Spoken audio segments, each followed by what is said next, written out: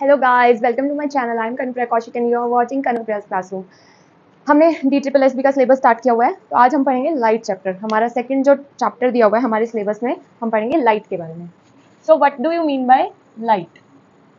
Light हमें इस chapter में पढ़ना क्या क्या है, देखो हम पढ़ेंगे properties of light, properties, mirrors के बारे में, कनकेव, कन्वेक्स, ये कैसी इमेजेस फॉर्म करते हैं, मोस्ट इंपॉर्टेंट। इनमें से अगर किसी पे क्वेश्चन बन सकता है तो वो बन सकता है कि कनकेव और कन्वेक्स मिरर कैसी इमेजेस फॉर्म करते हैं, इमेजेस। उसके बाद हम पढ़ेंगे इनके यूजेस। ये है हमारा first part of this chapter. Second part of this chapter is refraction. Refraction में हमें क्या क्या पढ़ना है, लेंसेज के बारे में, कौन कौन से lenses, concave lens, convex lens, similarly उनकी इमेजेस, उनके uses, then refractive index and power. ये सब हमें इस चैप्टर में पढ़ना है। मोस्ट इंपॉर्टेंट जहां से क्वेश्चन बन सकता है वो बन सकता है मिरर कैसी इमेजेस फॉर्म करते हैं एंड लेंसेज कैसी इमेजेस फॉर्म कर सकते हैं। हो सकता है कि आ जाए रिफ्रैक्टिव इंडेक्स पे भी, तो हम वो भी टैकल करेंगे। हम कोशिश करेंगे हम ये चैप्टर जल्दी से जल्दी आज फिनिश करें, बिकॉज हमें पता है इसमें से कहाँ से क्वेश्चन बन सकते हैं, तो हम बहुत जल्दी इसको आज फिनिश करते हैं। तो सबसे पहले हम बात करेंगे लाइट के बारे में। तो लाइट क्या होती है? लाइट क्या होती है? Light is a form of energy. किसकी फॉर्म है लाइट? एक एनर्जी की फॉर्म है। Light is a form of energy which creates a sensation of vision. इसका क्या मतलब हुआ कि एक ऐसा सोर्स ऑफ एनर्जी जो किसी भी चीज के ऊपर पड़ता है तो हमें काबिल बनाता है कि हम उस चीज को देख पाए। तो light is a form of energy which creates sensation of vision, of vision. ठीक है, ये बात होगी यहां तक। अब लाइट की कुछ प्रॉपर्टीज होती हैं। क्या क्या प्रॉपर्टीज होती है? हमने छोटी क्लासेस में पढ़ा होगा कि हमने एक पाइप ली, स्ट्रेट पाइप, एक हमने पाइप ली कर्व्ड पाइप। हमने यहां से एक टॉर्च को इंसिडेंट किया और वो इधर हमने कोई एक पर्सन खड़ा कर दिया, उसको ये वाली लाइट रेज सीधी वहां पे दिखी। बट इसके केस में क्या होता है, जब हमने यहां से टॉर्च इंसिडेंट की तो वहां तक वो लाइट पहुंची नहीं। इसका क्या मतलब हुआ कि जो लाइट है वो हमेशा ट्रेवल करती है इन अ स्ट्रेट पाथ। लाइट कैसे ट्रेवल करती है? इन अ स्ट्रेट लाइन और a straight path. Straight line या स्ट्रेट मोशन को हम क्या बोलते हैं? Rectilinear motion. Rectilinear motion.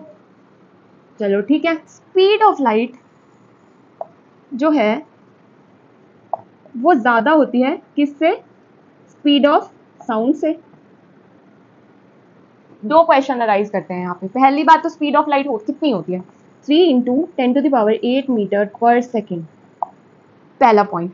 दूसरा, जब भी थंडरिंग होती है, जब भी बिजली कड़कती है, तो आपने देखा होगा पहले हमें बिजली कड़कती हुई दिखती है, देन हमें बाद में आवाज आती है। तो वो ऐसा क्यों होता है? Because speed of light is faster than the speed of sound, so lightning comes first and the sound of thundering appears later. सो यहाँ से ये क्वेश्चन बन सकता है, पहला स्पीड ऑफ लाइट कितनी होती है, और थंडरिंग के टाइम पे हमें क्यों पहले बिजली कड़कती हुई दिखती है और बाद में हमें आवाज आती है। अब हमें कोई भी ऑब्जेक्ट दिखता है, कोई भी ऑब्जेक्ट है, सपोज हमारे पास यहाँ पे एक टेबल रखी है, टेबल, हमें ये कैसे दिखती है? या तो हमारे पास कोई ऐसा सोर्स होगा जो खुद लाइट इमिट करता है, जैसे कि फॉर एग्जांपल सन है हमारे पास। सन से लाइट इसके ऊपर इंसिडेंट हुई, टेबल के ऊपर, and suppose we are standing here, और इस टेबल ने इसको रिफ्लेक्ट किया और हमने इस ऑब्जेक्ट को देख लिया। या तो ऐसे हो सकता है, या फिर क्या हो सकता है कि कोई बल्ब है, कोई बल्ब है, वो खुद अपनी लाइट इमिट कर रहा है, खुद अपनी लाइट इमिट कर रहा है और डायरेक्टली हमें वो दिख जा रहा है। या तो कोई ऑब्जेक्ट लाइट को रिफ्लेक्ट करता है जैसे कि टेबल ने किया, या फिर कोई ऑब्जेक्ट लाइट को एमिट करता है जैसे कि बल्ब ने किया, या फिर जैसे सन ने की, लाइट एमिट की, टेबल पे डाली, टेबल ने रिफ्लेक्ट की, हमारे तक पहुंची। तो यहाँ से बात आती है दो टाइप के ऑब्जेक्ट्स। दो टाइप के ऑब्जेक्ट्स कौन कौन से होते हैं? एक होता है ल्यूमिनियस, एक होता है non luminous. Luminous objects are those which emit their own light. The objects which emit their own light, जैसे कि सन हो गया, बल्ब हो गया, जो भी अपनी खुद की लाइट एमिट करेंगे वो ल्यूमिनस, और जो सारे बच गए हैं जो अपनी खुद की लाइट एमिट नहीं करेंगे वो होते हैं non luminous. Then comes the laws of reflection. Laws of reflection, पहली बात है कि ये रिफ्लेक्शन क्या है। अभी हमने क्या पढ़ा कि सन से कोई लाइट रे आई, टेबल के ऊपर इंसिडेंट हुई और हमारी आईज तक आई, हमें वो टेबल विजिबल हुई, तो रिफ्लेक्शन क्या हुआ? The bouncing back of light raise, bouncing back of light raise, जैसे कि देखो यहाँ पे कोई लाइट रे आई और वो इस सरफेस से टकरा के और बाउंस बैक कर गई, that is known as reflection. The bouncing back of light rays from a smooth shiny polish surface is known as reflection. तो लॉज ऑफ रिफ्लेक्शन क्या होते हैं? सबसे पहला लॉ तो यही होता है कि the incident ray and the reflected ray and the normal drawn on this point all lie in the same plane। जो हमारी इंसिडेंट रे होती है, हमारी रिफ्लेक्टेड रे होती है और जो हमारी नॉर्मल रे होती है, वो सारे एक ही प्लेन में एग्जिस्ट करते हैं। ठीक है, पहला लॉ, लॉ 1। लॉ 2 क्या कहता है कि ये जो इंसिडेंट हुई ये रे, यहाँ पे ये कुछ एंगल बनाएगी नॉर्मल के साथ, ये रिफ्लेक्टेड हुई, ये भी यहाँ पे कुछ एंगल बनाएगी। इस एंगल को हमने बोल दिया एंगल आई, इस एंगल को हमने बोल दिया angle r. The angle i is always equals to angle r. Second law of reflection कहता है कि एंगल ऑफ इंसिडेंट जो होता है वो एंगल ऑफ रिफ्लेक्शन के इक्वल होता है। ठीक है, अब हम आ जाते हैं मिरर्स पे।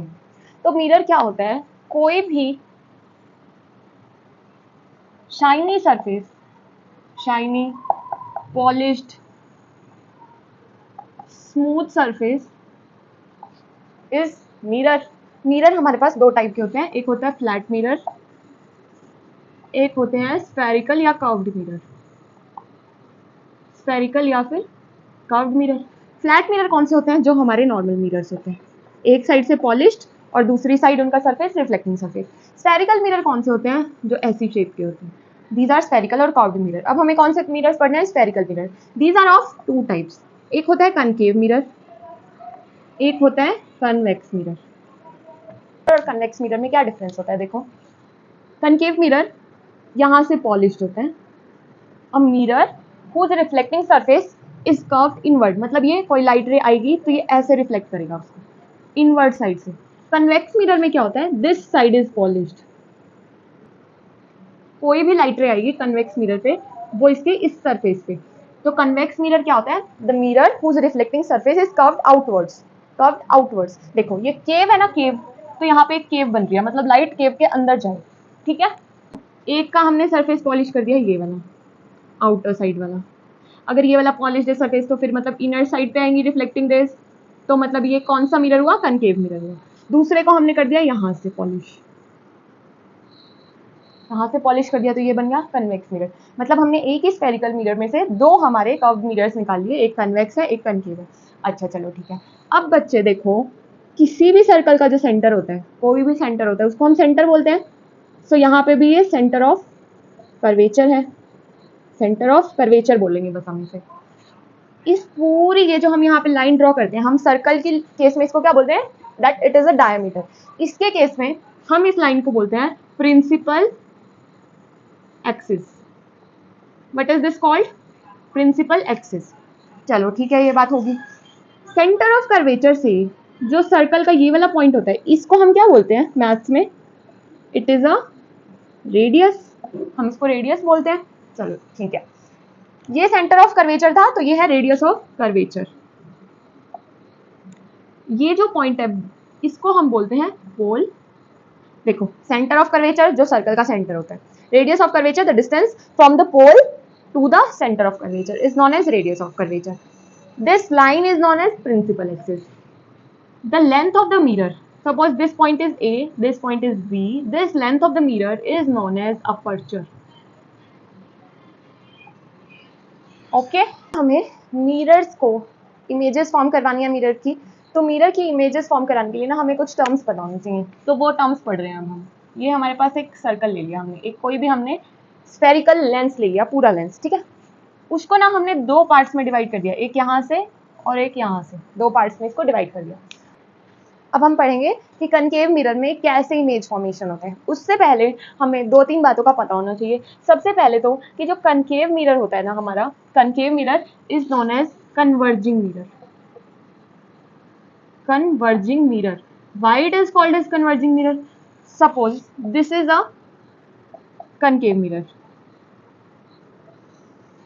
This is a concave mirror.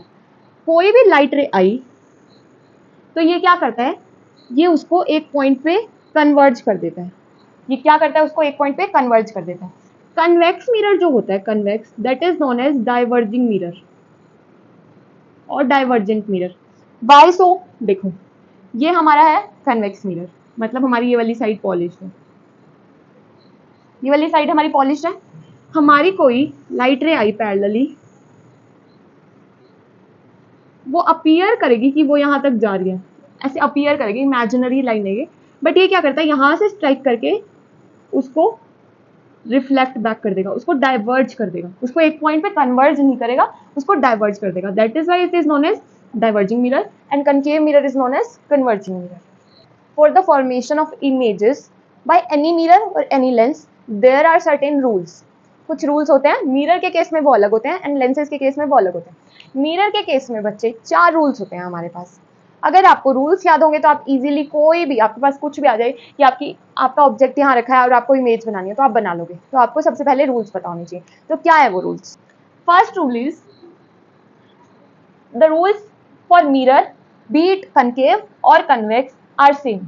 ठीक है, हमारे लेंसेज के जो रूल्स होते हैं वो कन्वेक्स और कनकेव दोनों के लिए सेम होते हैं। लेंसेज के लिए यहाँ पे कनकेव मिरर और कन्वेक्स मिरर के लिए सेम रूल्स होते हैं। तो मैं एक एक के केस में बताती हूँ आपको। कनकेव मिरर बनाया सपोज हमने, कनकेव मिरर, ये क्या है हमारी principal axis,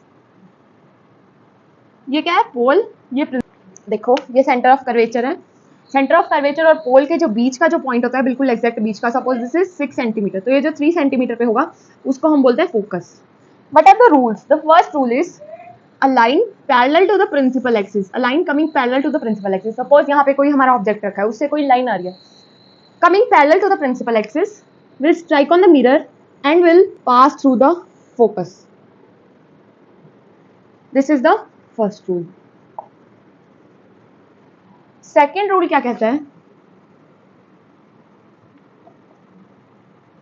A ray passing through focus, a ray passing through focus will strike onto the mirror and will be parallel to the principal axis.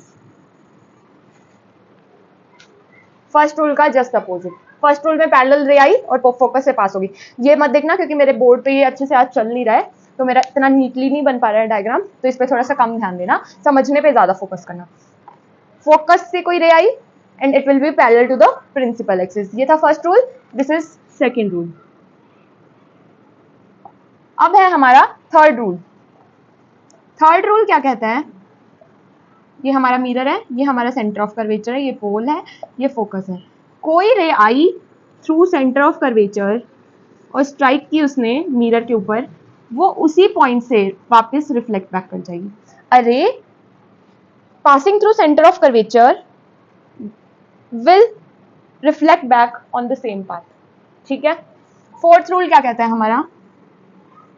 पोल है ये सेंटर ऑफ कर्वेचर है, ये focus है।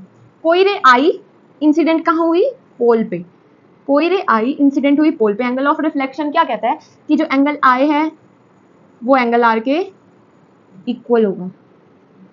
तो इसके केस में क्या होता है? कोई रे आएगी पोल पे, इंसिडेंट होगी, स्ट्राइक करेगी और उससे रिफ्लेक्ट कर जाएगी विद द सेम एंगल। जितने एंगल पे इंसिडेंट रे आई उतने ही एंगल पे नीचे की साइड रिफ्लेक्टेड रे रिफ्लेक्ट कर जाएगी। ठीक है।